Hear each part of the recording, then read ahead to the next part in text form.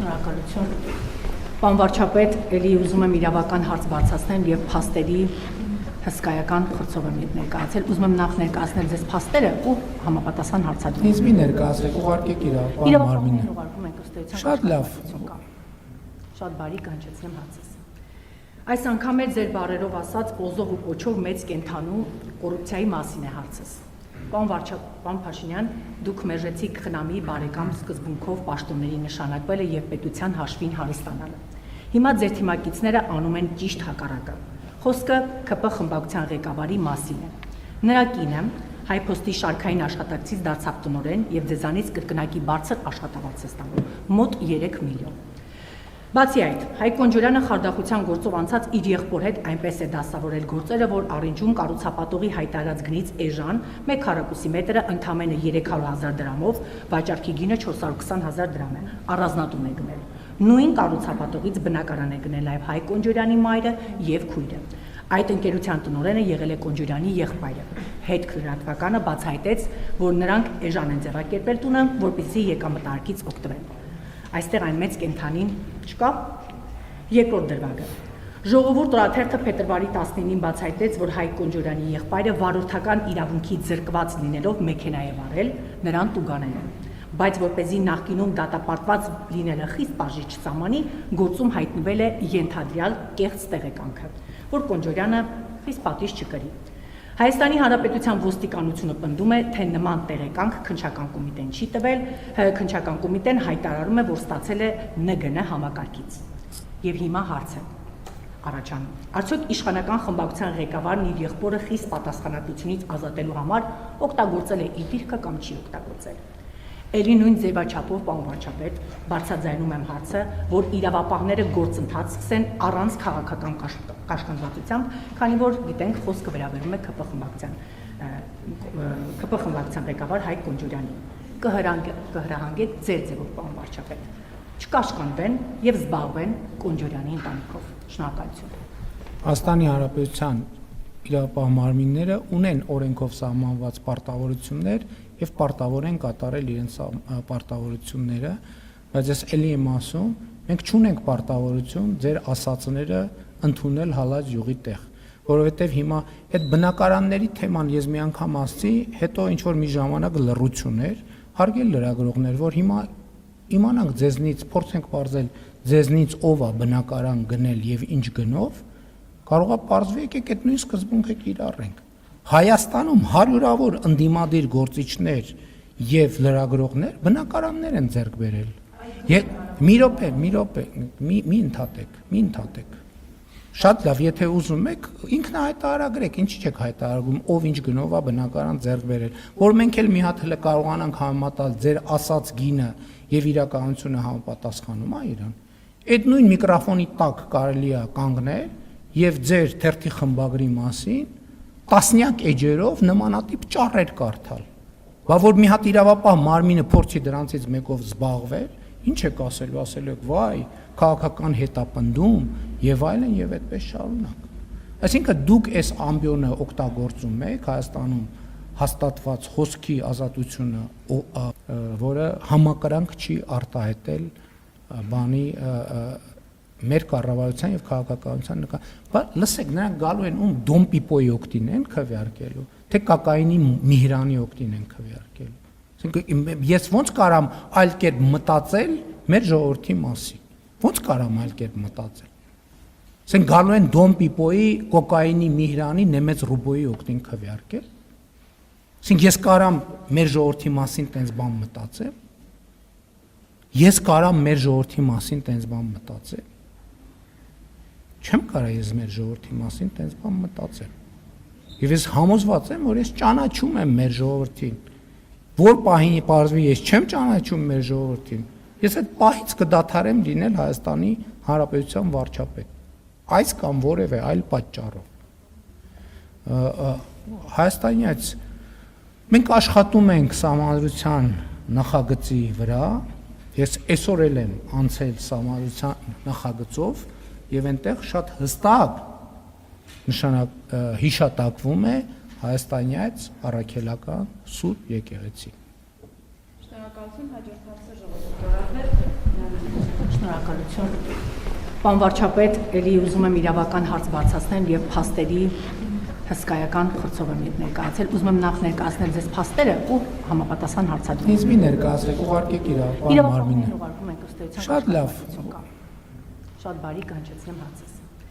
Այս անգամ էլ ձեր բառերով ասած պոզով ու կոչով մեծ կենթանու կոռուպցիայի մասին է հարցս։ Պարոն վարչապետ, պարոն Փաշինյան, դուք մերժեցիք խնամի բարեկամ սկզբունքով պաշտոնների նշանակվելը եւ պետության հաշվին հարստանալը։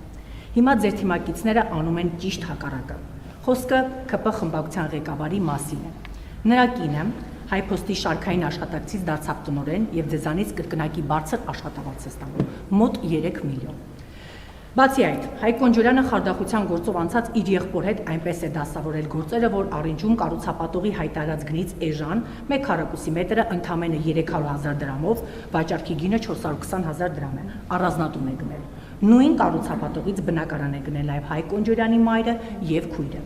Այդ ընկերության տնօրենը եղել է Կոնջորյանի եղբայրը։ Հետքրրատվականը բացահայտեց, որ նրանք էժան են ձեռակերպել տունը, որպեսզի եկամտարկից օգտվեն։ Այստեղ այն մեծ կենթանին չկա։ Երկրորդ դրվագը։ Ժողովուրդ օրաթերթը փետրվարի 19-ին բացահայտեց, որ Հայկ Կոնջորյանի եղբայրը վարորդական իրավունքի զրկված լինելով մեքենա է վարել, նրան տուգանել են։ Բայց որպեսզի նախկինում դատապարտված լինելը խիստ բաժի չծամանի, գործում հայտնվել է ենթադրյալ կեղծ տեղեկանքը, որ Կոնջորյանը խիստ պատիժ չկրի։ Հայաստանի Հանրապետության ոստիկանությունը պնդում է, թե նման տեղեկանք քննչական կոմիտեն չի տվել, քննչական կոմիտեն հայտարարում է, որ ստացել է ՆԳՆ համակարգից։ Եվ հիմա հարց է առաջանում. Արդյոք իշխանական խմբակցության ղեկավարն իր եղբորը խիստ պատասխանատվությունից ազատելու համար օգտագործել է իր դիրքը կամ չի օգտագործել։ Էլի նույն ձևաչափով, պարոն վարչապետ, բարձրաձայնում եմ հարցը, որ իրավապահները գործընթաց սկսեն առանց քաղաքական կաշկանդվածությամբ, քանի որ գիտենք խոսքը վերաբերում է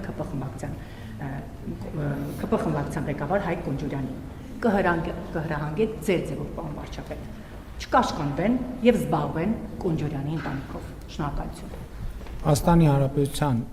իրավապահ մարմինները ունեն օրենքով սահմանված պարտավորություններ եւ պարտավոր են կատարել իրենց պարտավորությունները, բայց ես ելի եմ ասում, մենք չունենք պարտավորություն ձեր ասածները ընդունել հալած յուղի տեղ, որովհետեւ հիմա այդ բնակարանների թեման ես մի անգամ ասացի, հետո ինչ որ մի ժամանակ լռություն էր, հարգել լրագրողներ, որ հիմա իմանանք ձեզնից, փորձենք ողջել ձեզնից ով է բնակարան գնել եւ ինչ գնով, կարող է պարզվի եկեք այդ նույն սկզբունքը կիրառենք։ Հայաստանում հարյուրավոր ընդդիմադիր գործիչներ եւ լրագրողներ բնակարաններ են ձեռք բերել։ Եվ մի րոպե, մի ընդհատեք։ Շատ լավ, եթե ուզում եք, ինքնահայտարարագրեք, ինչի՞ չեք հայտարարում, ով ինչ գնով է բնակարան ձեռք բերել, որ մենք էլ մի հատ հələ կարողանանք համեմատալ ձեր ասած գինը եւ իրականությունը համապատասխանում է իրան։ Այդ նույն միկրոֆոնի տակ կարելի է կանգնել եւ ձեր թերթի խմբագրի մասին տասնյակ էջերով նմանատիպ ճառեր կարդալ։ Բա որ մի հատ իրավապահ մարմինը փորձի դրանցից մեկով զբաղվել, ինչ եք ասելու, ասելու եք, վայ, քաղաքական հետապնդում եւ այլն եւ այդպես շարունակ։ Այսինքն դուք այս ամբիոնը օգտագործում եք Հայաստանում հաստատված խոսքի ազատությունը օգտագործում եք մարդկանց հասցեին ուղակի մերկապարանոց մեղադրանքներ շպրտելու այդ պրինտ արած թղթե այդ փաստերը դուք եք գրել, դուք եք մի րոպե։ Լսեք, ինչ տարբերություն ձեր հետքի եւ ազատություն ռադիոկայանի միջեւ։ Ես ոչ մի տարբերություն չեմ տեսնում։ Եվ ասենք ենթադրենք բանի, մյուս ռադիոկայանը ոնց էր։ Ռուսական ռադիո։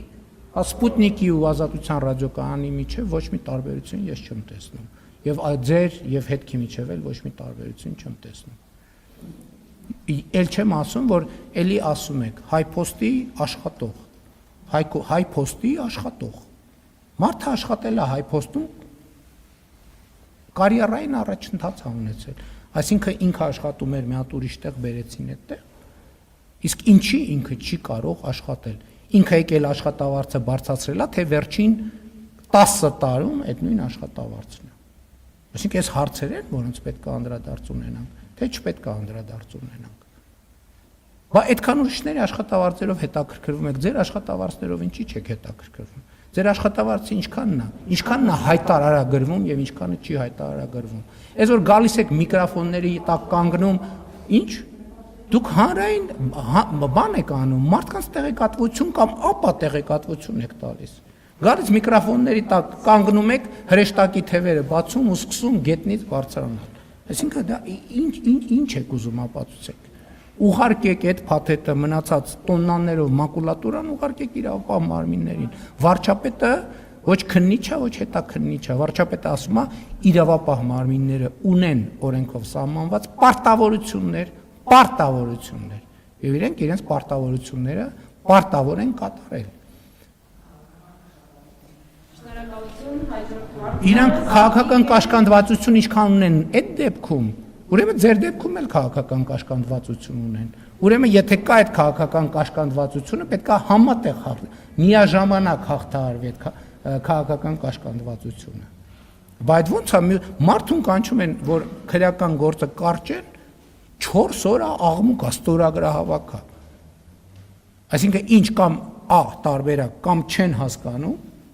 այսինքն այդ համքարությունը այնքան գրագիտություն չունի, որ տարբերակի քրեական գործի կարճումը քրեական հետապնդումից, կամ որ ավելի վատ է, գիտի եւ հիբրիդային գործունեությամբ զբաղված։